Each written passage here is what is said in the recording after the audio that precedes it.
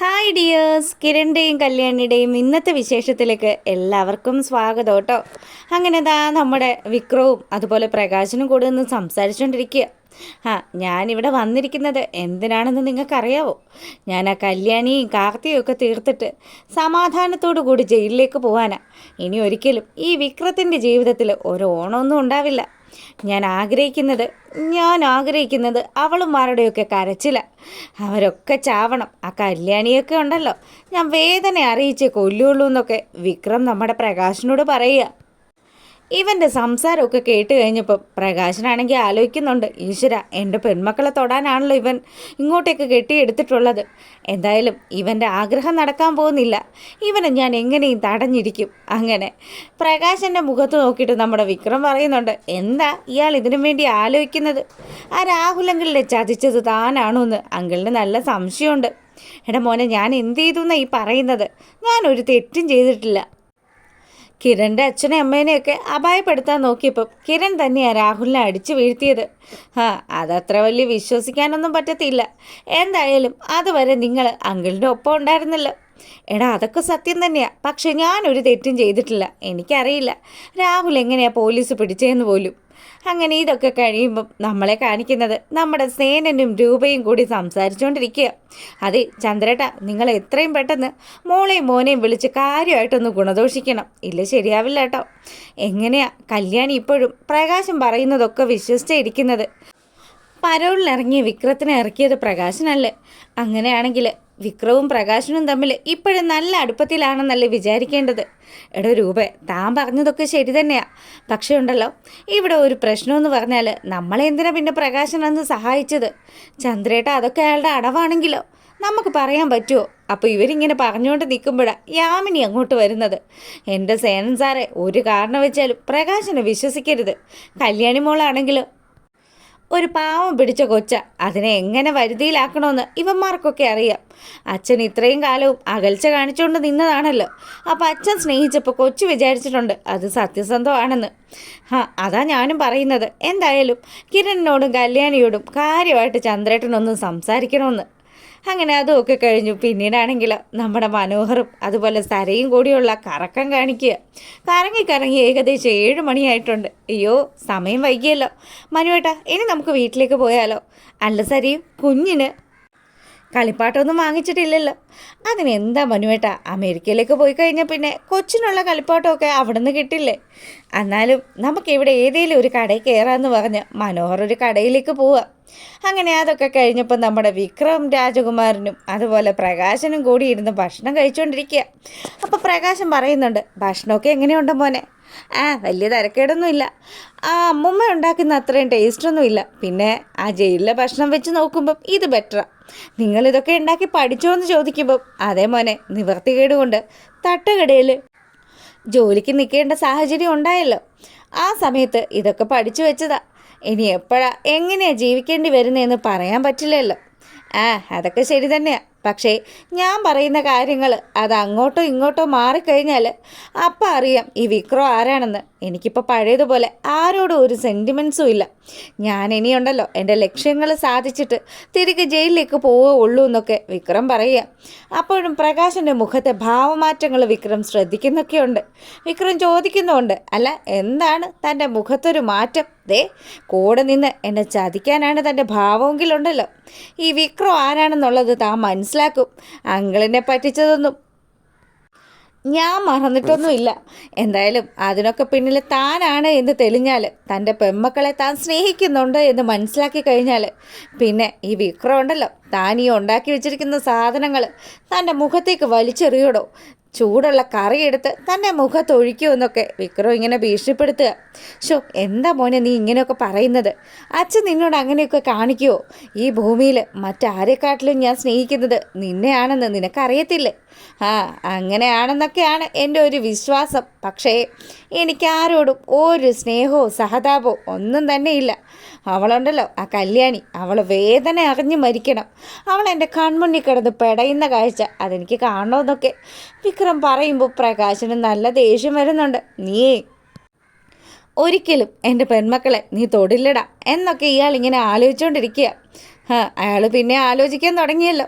എടോ, തന്നോടാ ഞാൻ പറഞ്ഞത്. ഇനി എന്തെങ്കിലും രീതിയിൽ താൻ എന്നെ പറ്റിക്കുകയാണെന്ന് കണ്ടു കഴിഞ്ഞാൽ അച്ഛനാണെന്നൊന്നും ഞാൻ നോക്കില്ല, തന്നെ ആദ്യം ഞാൻ തീർക്കുമെന്ന് വിക്രം പറയുക. അപ്പം ഈ ഒരു കാര്യങ്ങളൊക്കെ ഇവിടെ നടക്കുക. ഇല്ല മോനെ, ഞാൻ നിന്നെ ചതിക്കുകയൊന്നുമില്ല. അച്ഛനെ നിനക്ക് വിശ്വസിക്കാം. അച്ഛൻ എപ്പോഴും മോൻ്റെ കൂടെ തന്നെ, മോനോട് സ്നേഹമുള്ള ഒരു അച്ഛനായിട്ട് മോൻ്റെ ഒപ്പം തന്നെ ഉണ്ടാവും. അങ്ങനെ ആയാൽ തനിക്ക് കൊള്ളാം. അതൊക്കെ കഴിഞ്ഞപ്പോൾ നമ്മുടെ മനോഹരും സരയും കൂടി കുഞ്ഞിനുള്ള കളിസാധനങ്ങളൊക്കെ വാങ്ങിച്ചുകൊണ്ടിരിക്കുക. എന്തിനാ മനുവേട്ട, ഞാൻ എത്ര പ്രാവശ്യം പറഞ്ഞു, കുഞ്ഞിനെയും കൊണ്ട് മനുവേട്ട നമ്മൾ അമേരിക്കയിലേക്ക് പോയി കഴിഞ്ഞാൽ അവിടെയുള്ള ഏതെങ്കിലും ഒരു കടയിൽ പോയി വാങ്ങിക്കാമല്ലോ. പിന്നെ എന്തിനാ മനുവേട്ടൻ, ഇനി മനുവേട്ടൻ തനിയെങ്ങാനും ആണോ അമേരിക്കയിലേക്ക് പോകുന്നത്? അതെന്താ സരയും നീ അങ്ങനെ പറഞ്ഞത്? ഞാൻ തനിച്ചു പോകാനോ? എൻ്റെ ഒപ്പം നീയും കുഞ്ഞും ഉണ്ടാവില്ലേ? അവിടെ പോയി കഴിഞ്ഞാൽ അവിടെ അത്ര വലിയ നല്ല കളിസാധനങ്ങളൊന്നും കിട്ടില്ലെന്നേ. കുഞ്ഞിന് ഇഷ്ടപ്പെട്ട സാധനങ്ങളൊക്കെ നമുക്ക് ഇവിടുന്ന് തന്നെ പർച്ചേസ് ചെയ്തിട്ട് പോകാമെന്ന് വിചാരിച്ചു. എന്തായാലും മോളിന് ഇനി എവിടെയെങ്കിലും പോകാനുണ്ടോ എന്ന് ചോദിച്ചതും, ഇല്ല മനുവേട്ട, എനിക്കൊന്ന് വീട്ടിലെത്തിയാൽ മതി. എന്ത് പറ്റി സരയു, നിനക്ക് എന്താ പ്രശ്നമെന്നൊക്കെ മനോഹർ ഇങ്ങനെ സരയുനോട് ചോദിക്കുക. അങ്ങനെ അതൊക്കെ കഴിഞ്ഞപ്പോൾ നമ്മുടെ കിരണും കല്യാണിയും ദീപയും കൂടി ഇരുന്ന് ഭക്ഷണം കഴിച്ചുകൊണ്ടിരിക്കുക. ഈ സമയത്താണെങ്കിൽ ദീപ പറയുന്നുണ്ട്, അല്ല മോളെ, അച്ഛനും അമ്മയും പറഞ്ഞ കാര്യങ്ങളൊക്കെ മോളൊന്ന് വകയിൽ വയ്ക്കണം. കാര്യം എന്താണെന്ന് വെച്ചാൽ ജയിലിൽ നിന്നിറങ്ങിയ വിക്രത്തെ വിളിക്കാൻ പോയത് പ്രകാശനാണല്ലോ. അപ്പോൾ പ്രകാശൻ വിക്രത്തെ സ്നേഹിക്കുന്നുണ്ടെന്നാണ് നമ്മൾ വിശ്വസിക്കേണ്ടത്. എന്തായാലും അങ്ങനെയുള്ളൊരു ചതി നടക്കുകയാണെങ്കിൽ എൻ്റെ മോളെ നീ പ്രത്യേകം സൂക്ഷിക്കണം. അച്ഛനാണെന്നൊന്നും പറഞ്ഞിട്ട് ഒരു കാര്യമില്ല. ആ മനുഷ്യനൊരു ചതിയനാണ്. അയാളുടെ സ്വഭാവം എപ്പോൾ വേണമെങ്കിലും മാറാമെന്നൊക്കെ ദീപ പറയുക. ഇതൊക്കെ കേട്ട് കഴിഞ്ഞപ്പോൾ കല്യാണി പറയുന്നുണ്ട്, അമ്മേ, കിരണേട്ടൻ്റെ അങ്കിളിനെ ആ ഒരു പ്രശ്നത്തിൽ പെടുത്തിയതാരാ? അച്ഛനല്ലേ? അച്ഛൻ അയാളുടെ കൂടെ നിന്ന് അയാളുടെ നീക്കങ്ങൾ മനസ്സിലാക്കിയത് കൊണ്ടല്ലേ അന്ന് കിരണേട്ടൻ്റെ അമ്മയും അച്ഛനും ഒക്കെ രക്ഷപ്പെട്ടത്. മോളെ, അതൊക്കെ ശരി തന്നെയാണ്. പക്ഷേ പ്രകാശന് വിശ്വസിക്കാൻ പറ്റില്ല എന്ന് പറയുന്നത്, ആ പ്രകാശൻ ഈ ലോകത്ത് ഏറ്റവും അധികം സ്നേഹിക്കുന്നത് അയാളുടെ മകനെ ആയതുകൊണ്ട് മാത്രമാണ്. നീ അതൊന്ന് മനസ്സിലാക്ക്. അതേ കല്യാണി, അമ്മ പറയുന്ന കാര്യങ്ങളൊക്കെ ശരി തന്നെയാണെന്ന് കിരണും പറയുക. ഇല്ല കിരണേട്ട, അച്ഛനൊരിക്കലും എന്നെ ചതിക്കില്ല. ആ വിശ്വാസം എനിക്കുണ്ട്. അച്ഛൻ ഇനി അങ്ങനെ ചതിച്ചാൽ തന്നെ എനിക്കറിയാം എന്താ ചെയ്യേണ്ടതെന്ന്.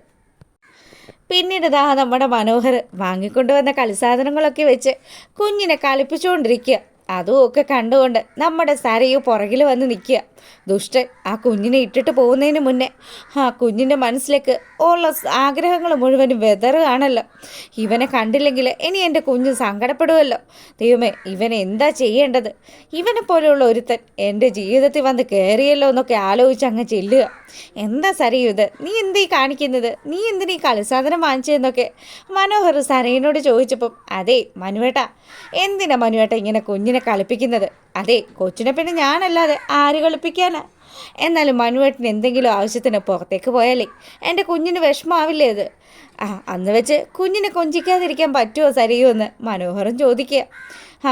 എനിക്ക് ആകെയുള്ളൊരു വിഷമമെന്ന് പറഞ്ഞാൽ ആ കല്യാണി എന്ന് അവൾ ഓരോ ദിവസം ചെല്ലും തോറും അങ്ങോട്ട് പടർന്ന് വന്തലിക്കുക.